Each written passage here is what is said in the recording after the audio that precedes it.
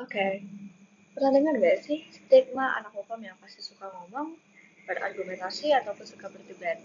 Nah, sebenarnya selain kemampuan berbicara, mahasiswa hukum atau lulusan ilmu hukum itu harus juga dituntut harus memiliki kemampuan menulis yang baik.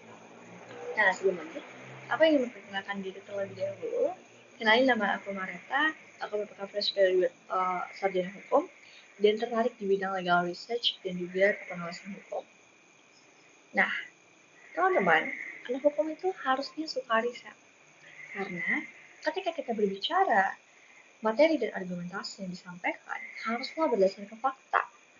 Oleh karena itu, hari ini aku ingin mempresentasikan sebuah metode efektif dalam membuat ataupun menyampaikan legal argumentasi, yakni IREC method. Nah, Lon Fuller, seorang filsuf hukum Amerika, mencetuskan sebuah metode penalaran hukum, yakni IREC method. Parameter terdiri dari issue, rule, argument, dan conclusion. Direct method ini merupakan metode yang cukup familiar ya, digunakan di kalangan sekolah hukum dengan menerapkan model logika hukum induktif dan deduktif. Yang nanti akan kita kupas selanjutnya. Namun perlu diingat ya teman-teman, skill ini sebenarnya jarang sekali dipelajari secara eksplisit di kelas formal. Tapi direct method ini biasa dijadikan sebagai skill dasar dalam menulis suatu legal analysis dalam essay hukum. Nah, jadi menarik nih untuk kita bahas sama-sama di pertemuan kali ini. Nah, jika disusun secara hierarkis, metode IREC ini akan terdiri dari 4, ini issue, rule, analysis, dan conclusion. Mari kita lihat dari yang pertama terlebih dahulu, yaitu issue. Di bagian ini, kita akan merumuskan kasus yang fokus pada persoalan utama yang akan dibuktikan. Artinya kita akan mengidentify legal issue-nya apa. Nah, selanjutnya, legal issue ini kita akan membuat uh, pertanyaan hukum dengan mengkolaborasikannya dengan fakta yang ada. Namun perlu diingat juga bahwa dalam melakukan ataupun merumuskan statement, kita masih harus netral, tidak boleh memihak siapapun.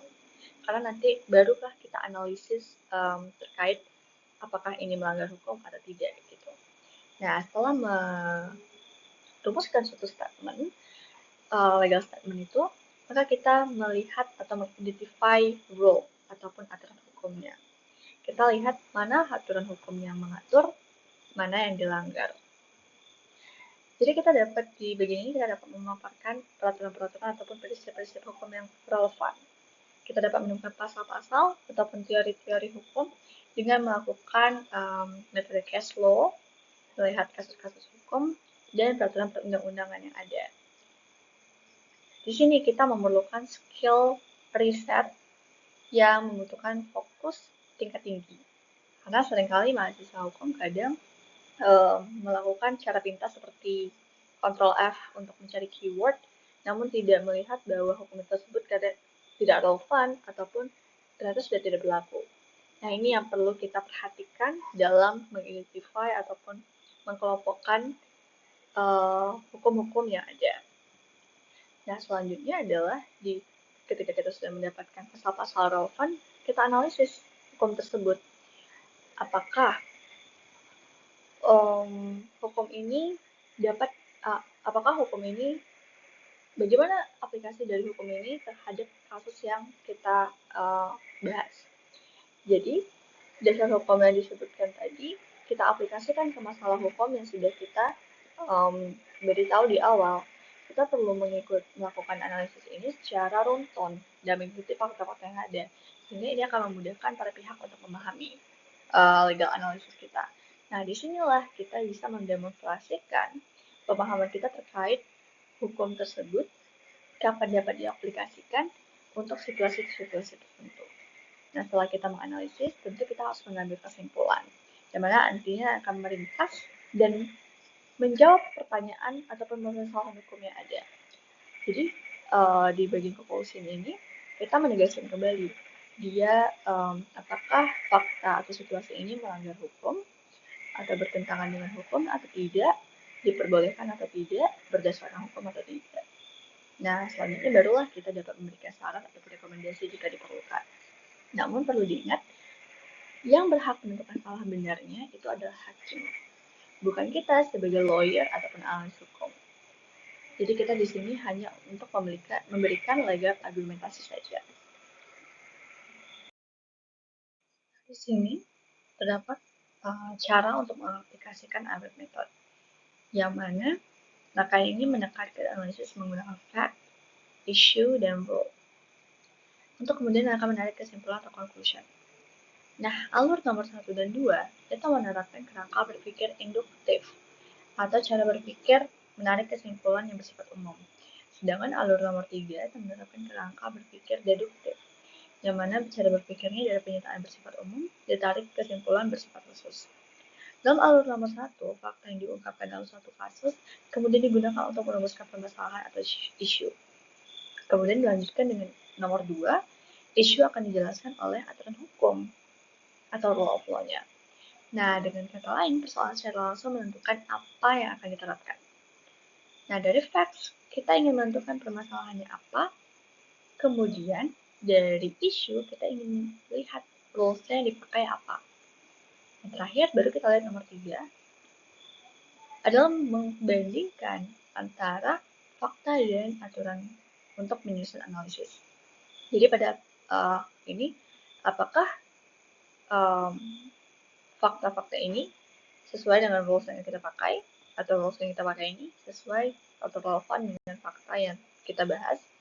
Nah, pada tahap ini nanti akan konklusi dapat ditarik dengan menunjukkan hubungan antara fakta dan aturan tersebut.